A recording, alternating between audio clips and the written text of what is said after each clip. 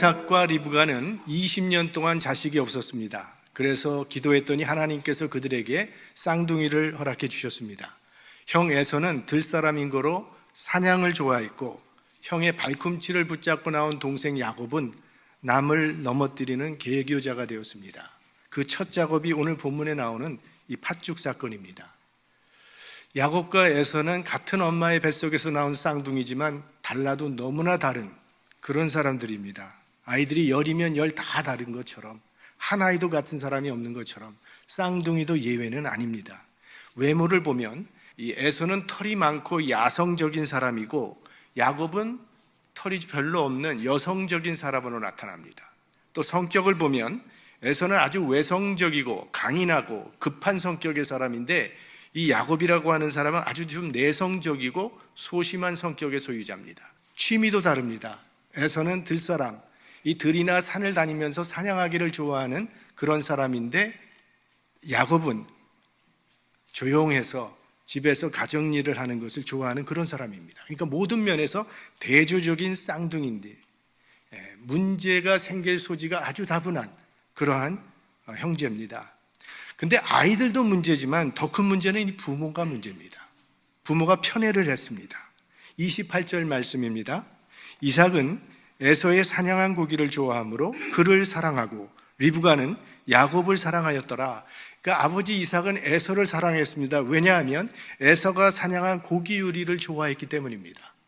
에서가 사냥한 고기로 별미를 만들어 먹는 것이 이삭의 큰 낙 중에 하나였던 것 같습니다. 들은 얘기지만 나이가 들수록 모든 재미가 이 입으로 좀 모인다고 합니다. 그러니까 먹는 재미가 커진다는 그런 얘기인데, 이삭이 에서를 편애하면 할수록 리브가는 야곱을 끼고 돌았습니다. 왜? 야곱은 늘 집에서 어머니 하는 일을 도와주니까 자연히 리브가는 야곱을 좋아했을 것 같습니다. 자, 여기서부터 이 가정의 불행이 시작됩니다. 그러니까 부모는 편애를 하지 말아야 합니다. 모든 자녀들에게 공평하게 대해주어야 하는데, 이게 이론적으로는 수긍이 되지만 현실적으로는 쉽지가 않습니다. 말 잘 듣는 아이에게 마음이 가고 자기 성향에 맞는 아이를 사랑하게 되기 쉽기 때문에 그렇습니다. 예전에 우리 한국 사람들은 아들을 굉장히 선호해서 아들과 딸의 차별을 많이 두지 않았습니까? 근데 이 부모의 편애는 사랑을 받지 못하는 아이뿐만이 아니라 사랑을 받는 아이에게까지도 부정적인 영향을 끼치게 된다는 겁니다. 물론 부모의 사랑을 잘 받지 못한다고 생각하는 아이는 자존감이나 자신감이 낮을 수밖에 없죠. 한편 부모의 사랑을 많이 받은 아이는 자존감이나 자신감은 높을 수 있지 모르지만, 부모로부터 사랑을 독차지한 이 자식은 부모가 자기를 사랑한 것처럼 그렇게 자기를 사랑해 줄 만한 사람을 찾기까지는 인간관계, 긴밀한 인간관계를 맺기가 어렵다는 것입니다. 그래서 사랑받지 못한 자녀나 사랑을 독차지한 자녀나 둘 다 부정적인 영향을 끼친다는 것이죠. 이 이삭과 리브가의 편애는 야곱과 에서 형제 간의 갈등을 초래했을 뿐만이 아니라 그 후손들 간에도 적대 관계를 이루게 됩니다. 뿐만 아니라 이 편애는 대물림이 되어서 야곱이 훗날에 보면 요셉만을 그렇게 사랑하기 때문에 결국 요셉은 형들의 미움을 사서 노예로 팔려가는 그런 상황까지 벌어지게 됩니다. 부모의 편애가 야곱과 에서의 불화의 시초가 된 것입니다. 어느 날 에서가 사냥을 하고 돌아왔더니 때마침 야곱이 죽을 쓰고 있었다고 했습니다. 에서는 몹시도 배가 고팠던 차라 당장 먹고 싶은 마음이 간절해서 야곱에게 죽 한 그릇 달라고 부탁을 합니다. 30절 말씀입니다. 야곱에게 이르되 내가 곤비하니 그 붉은 것을 나로 먹게 하라 한지라. 그러므로 에서의 별명은 에돔이더라. 오늘 우리가 읽은 바와 같이 야곱과 에서의 대화가 성경에 간단히 나오지만 사실은 꽤 많은 시비가 벌어졌을 것이라고 생각합니다. 야, 나 배고파 죽겠으니까 그 죽 한 그릇 달라. 그랬더니 야곱, 형, 내가 오늘 한 온종일 이 팥죽 쓰느라 얼마나 애를 썼는데 그걸 그냥 달래? 형도 뭔가는 내게 줘야지. 그래, 마침 내가 아주 맛있는 고깃감을 사냥했는데 그 절반 너에게 줄게. 난 고기는 별론데 뭐 다른 거 없어? 에서가 생각을 해봤어요. 뭘 줄까? 아무리 생각을 해봐도 줄 만한 것이 없었습니다.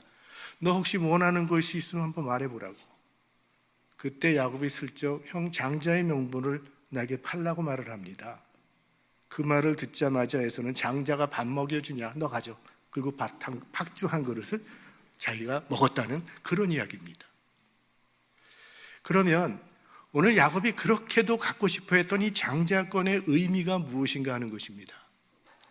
첫째는 제사의 권한입니다. 장자는 하나님 앞에 제단을 쌓고 제사를 드릴 수 있는 특권이 있는 그런 아이입니다. 구약시대에 이러한 특권은 아무에게나 주어지지 않습니다. 그 가정을 대표하는 오직 장자에게만 주어지는 특권, 오늘날로 말하면 하나님과 교제하며 예배드리는 그러한 특권을 말하는 것입니다. 그래서 야곱은 장자가 되지 못한 것에 대한 한이 맺혔던 사람입니다. 또 한 가지의 의미는 메시아의 족보에 속하는 영적인 축복이 숨겨져 있습니다. 이 장자권이 계승되는 혈통을 통해서 나중에 메시아가 이 땅에 오시게 됩니다. 그래서 신약 성경에 가면 메시아의 족보를 소개하는 마태복음 1장에 아브라함이 이삭을 낳고 이삭은 야곱을 낳고 이렇게 나옵니다. 사실은 여기 야곱 대신에 누가 들어가야 되냐 하면 에서가 들어가야 되는데 에서가 빠지고 야곱이 들어갔습니다. 이스라엘의 12지파도 에서의 자녀들이 아니라 야곱의 12아들로 인해서 12지파가 형성되게 됩니다. 그리고 하나님을 칭할 때도 아브라함의 하나님, 이삭의 하나님, 야곱의 하나님이라고 나옵니다. 에서가 형인데도 불구하고 믿음의 조상의 타이틀은 야곱이 차지하게 되었습니다. 그러면 이 쌍둥이 중에 먼저 오늘 에서라고 하는 인물을 좀 생각해 보겠습니다. 에서는 영적인 것에는 별로 관심이 없는 사람입니다. 에서는 육적인 사람입니다. 사냥하기 좋아하고 먹는 거 좋아하고 배고픈 거 못 참고 배고프면 눈에 뵈는 게 없는 사람이 에서라고 하는 사람입니다. 32절 에서가 가로되 내가 죽게 되었으니 이 장자의 명분이 내게 무엇이 유익하리요? 에서는 스스로 자기가 처한 상황을 지금 위기 상황이라고 생각하고 있어요. 내가 죽게 되었다 이렇게 말하는데 여러분 그가 정말 죽게 되었습니까? 굶어 죽는 거 그리 쉽지 않습니다. 예수님은 40일을 금식기도 하셨는데 지금도 40일 금식기도 하는 사람들이 많이 있는데 한 끼 안 먹어도 죽지 않아요. 그런데 에서는 자기가 처한 현실이 생사를 좌우하는 위기 상황처럼 지금 느껴진 것입니다. 가끔 어떤 분이요, 제게 목사님 정말 큰일 났어요 하고 오세요. 그래서 무슨 큰일인가 들어보면 큰일 아니에요.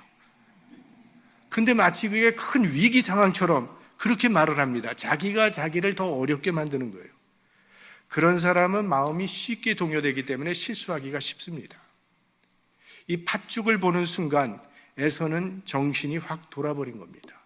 장자가 밥 먹여주냐, 우선 먹고 봐야겠다고 달려드는 겁니다. 얼마나 충동적입니까? 좀 기다렸다가 아버지, 어머니, 동생, 온 식구가 테이블에 둘러앉아서 함께 먹었으면 좋았을 텐데 그거 참지 못하고 당장 내놓으라고 달려들다가 일생 최대의 실수를 저지르게 된 것입니다. 자, 미성숙한 사람의 특징 중에 하나가 잘 참지 못하는 건데 에서는 몸은 성인인데 이 정신 연령은 어린아이와 같습니다. 우리 신앙인에게 꼭 필요한 것 중에 하나가 인내죠. 믿음은 기다림이라고 말할 수 있습니다. 믿음은 하나님의 약속을 기다리는 것입니다. 그래서 인내와 믿음은 비례하는 겁니다. 잘 참는 사람이 믿음이 좋은 사람입니다. 왜냐하면 오래 참음은 성령의 열매이기 때문입니다.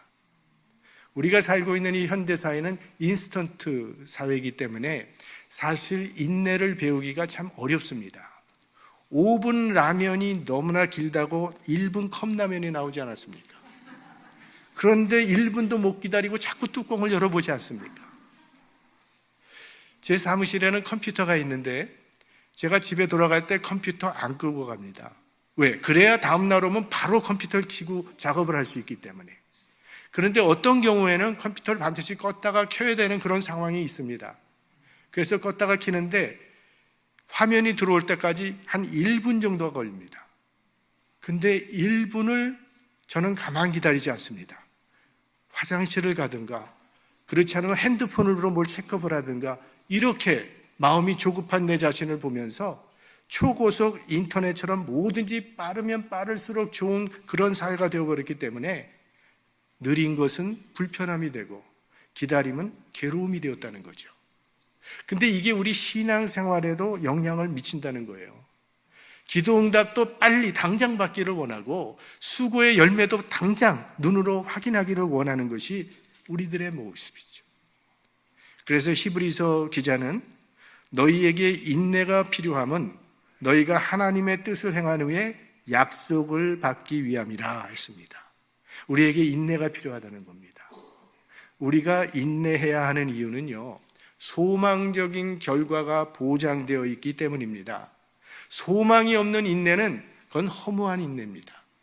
참고 기다리고 기다렸더니 좋은 결과가 나왔다고 해야 그게 인내지, 기다리고 기다렸는데 결국 마지막에 망했다고 하면 그 인내는 허무한 것이 되어버리고 마는 것이죠. 농부는 추수 때를 바라보고 오늘을 참는 겁니다. 이렇게 땀을 흘리면 반드시 가을에는 거둘 것이 있다라고 생각하기 때문에, 그걸 믿기 때문에 참는 겁니다. 결코 허무한 인내가 아니죠. 우리 그리스도인의 인내 역시 약속이 보장되어 있는 인내입니다. 믿음의 경주는 100m 단거리 경주가 아니라 마라톤과 같은 장거리 경주입니다. 그리고 이 경주에서 승리하는 조건은 인내입니다. 우리 모두 인내로서 믿음의 경주에서 승리할 수 있기를 축복합니다. 에서는 먹고 마시는 것을 영적인 가치보다 더 중요하게 생각하는 사람입니다. 그래서 이 배고픔의 현실 때문에 영적인 축복을 버린 사람, 그 사람이 에서입니다. 지금도 이 에서의 길을 따라가는 사람들이 많습니다.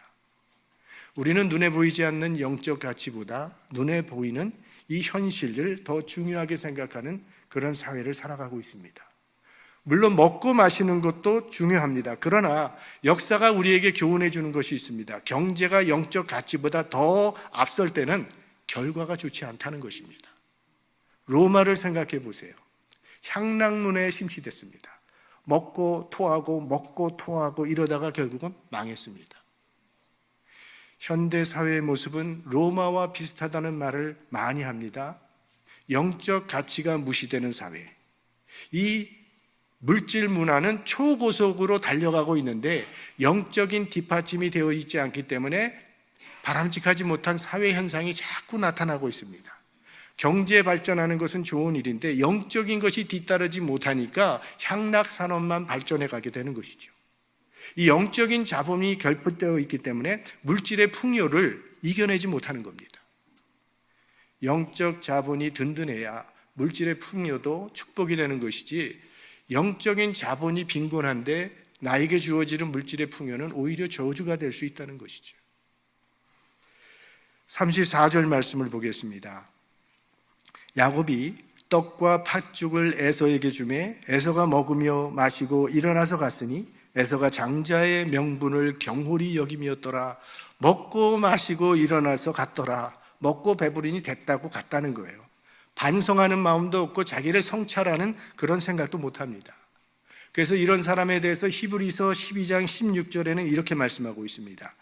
장자의 명분을 판 에서와 같이 망령된 자가 있을까 두려워하라. 오늘 히브리서 기자는요, 팥죽 한 그릇에 장자의 명분을 팔아버린 이 에서의 행위를 망령된 일이라고 그렇게 말합니다. 이 망령되다라고 하는 원래의 뜻은 하나님이 없는 일, 하나님을 무시하는 일이라는 뜻입니다. Godless action. 이거를 망령된 일이라고 부르는데, 장자권이 가지고 있는 그 영적 가치라고 하는 것은 하나님께 쓰임받는 인생이 되는 것인데, 에서는 자기를 향한 그 하나님의 뜻, 하나님의 기대를 완전히 무시해버린 겁니다. 그리고 여기 에서가 장자의 명분을 경홀히 여겼더라라고 하는 이 말은 오늘 이 팥죽 사건이 단순한 실수가 아니었음을 의미하는 것입니다. 이게 에서의 삶의 패턴이었다는 거예요. 에서는 늘 일시적인 만족을 위해서 영원한 가치를 포기해버리는 그런 삶을 살았던 사람입니다. 그래서 나중에 보면 이 에서는 이방 여자와 결혼을 합니다. 아브라함 가문의 장자가 될 사람이, 조상의 축복과 조상의 신앙을 계승해야 될 사람이 그저 자기 눈에 좋은 대로 이방 여자와 결혼을 한 겁니다. 앞뒤를 생각하지 않는 사람이에요. 그래서 그는 부모로부터 큰 근심을 사게 됩니다. 장자의 명분을 소홀히 여긴 결과입니다. 하나님께서 야곱과 에서가 태어나기도 전에 큰 자가 어린 자를 섬기리라고 말씀하셨는데, 에서가 오늘 실제로 이처럼 장자의 명분을 소홀히 여겼다는데 벌써 그는 장자로서의 자격을 상실한 사람이라고 볼 수 있는 거죠. 에서는 이 삶의 우선순위가 육체적인 것, 현세적인 것, 거기에 있었던 사람이 에서입니다.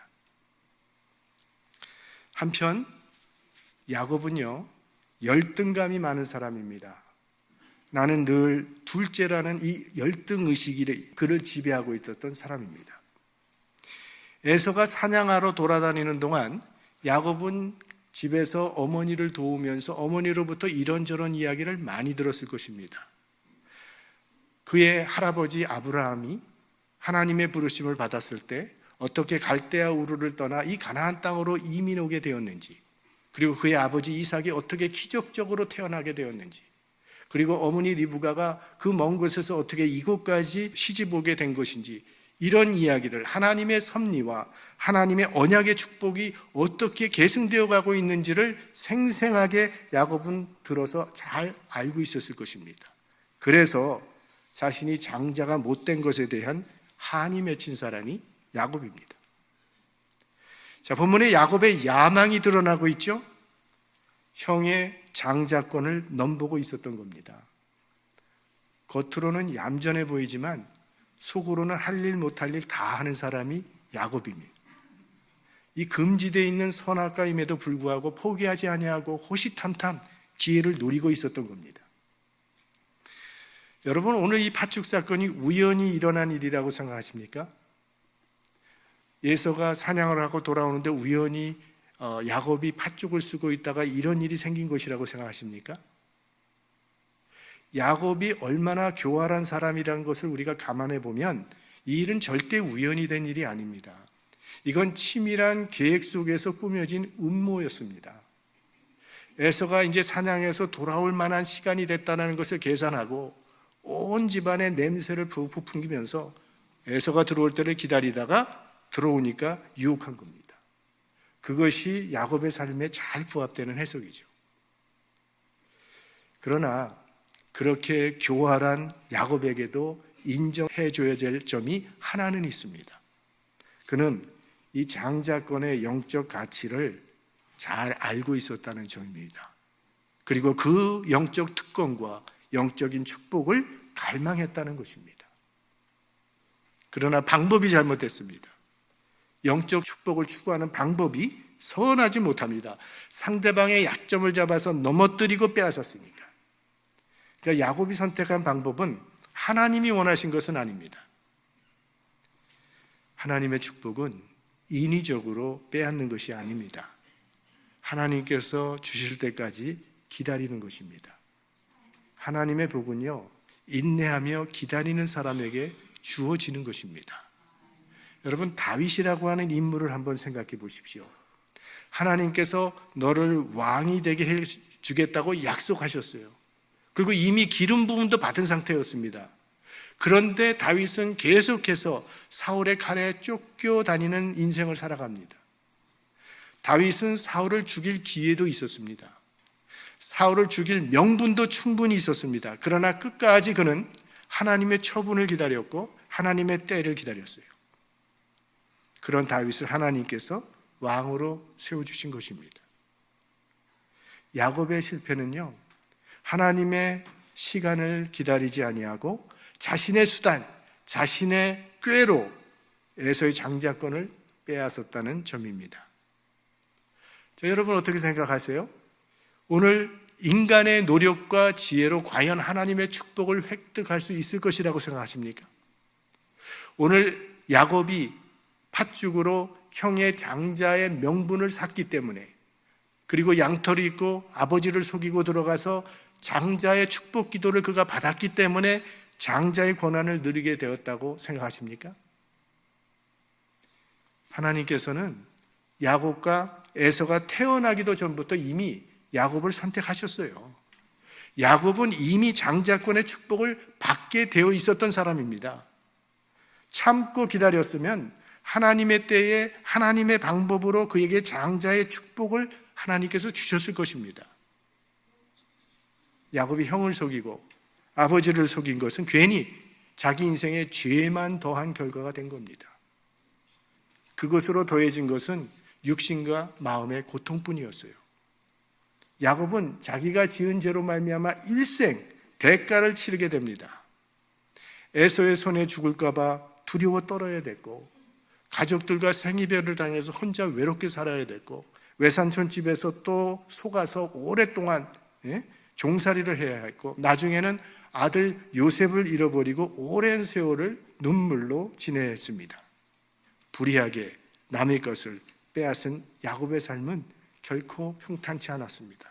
행복하지 않았습니다. 남는 것은 후회뿐이었습니다. 뭐로 가도 서울만 가면 된다.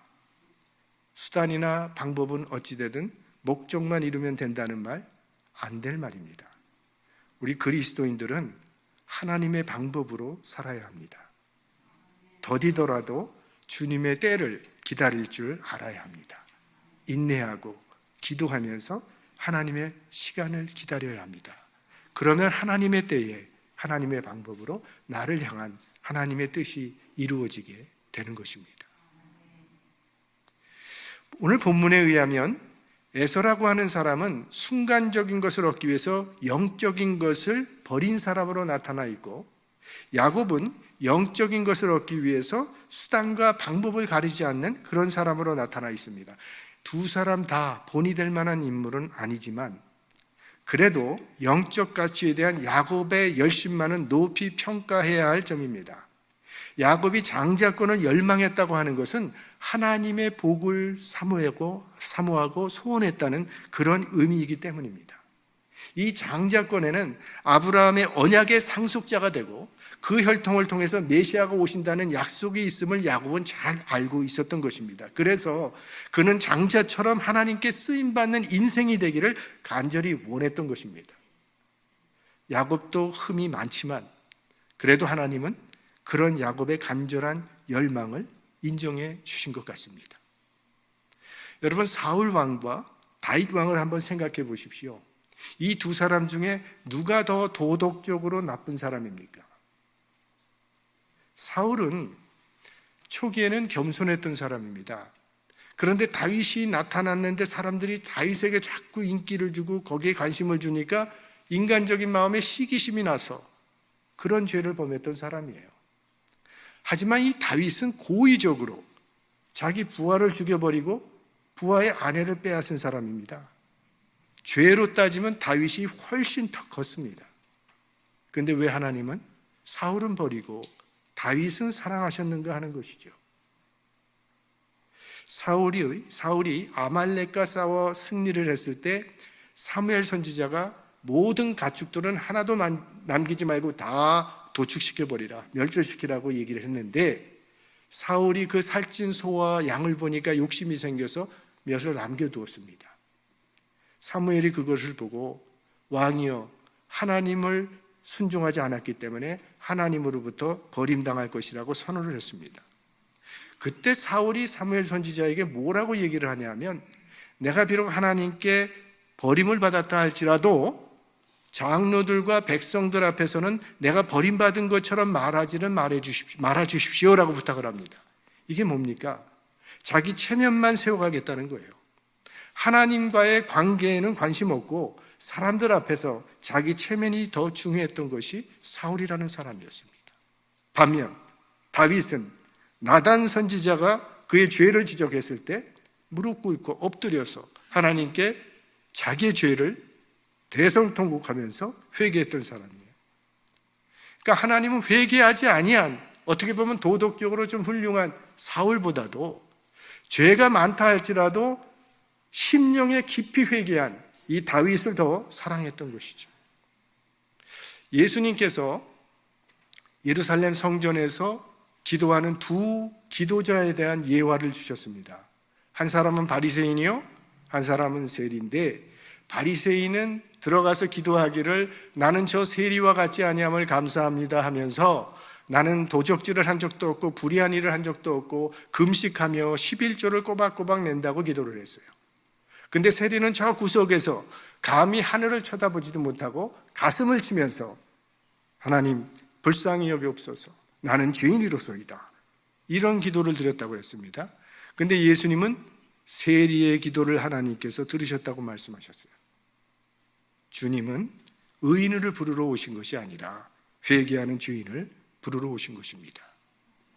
하나님은 도덕적으로 의로운 사람보다는 차라리 자신이 죄인이라는 사실을 고백하고 하나님의 의와 하나님의 자비와 긍휼을 구하는 자를 더 사랑하신다는 그런 말씀입니다.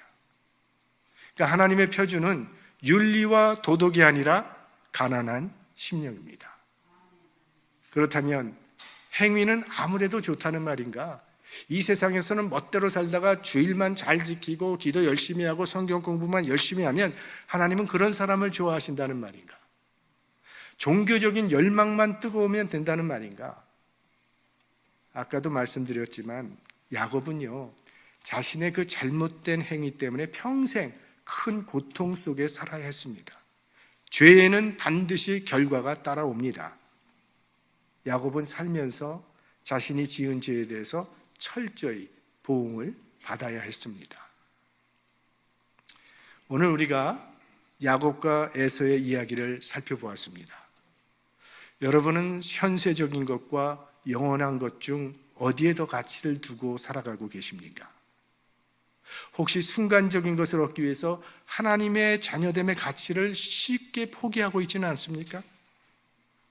여러분은 하나님의 자녀됨의 가치가 얼마나 귀하다고 생각하고 계십니까? 하나님의 자녀됨의 가치는요, 온 천하를 주어도 바꿀 수 없는 가장 고귀한 선물입니다. 하나님의 아들 예수 그리스도의 목숨값으로 주어진 선물이기 때문입니다. 우리 매 순간 하나님이냐 아니면 세상이냐, 이 둘 중에 하나를 선택하면서 살아가고 있습니다. 주님을 따르는 길, 좁은 길이지만 그 길은 영생이 약속되어 있는 길이죠. 우리들이 선택한 이 길, 힘들다고 포기하지 마시고 끝까지 믿음으로 경주하셔서 마침내 승리의 면류관을 받아 쓰는 하나님의 자녀들이 되시기를 주의 이름으로 축원합니다. 성령의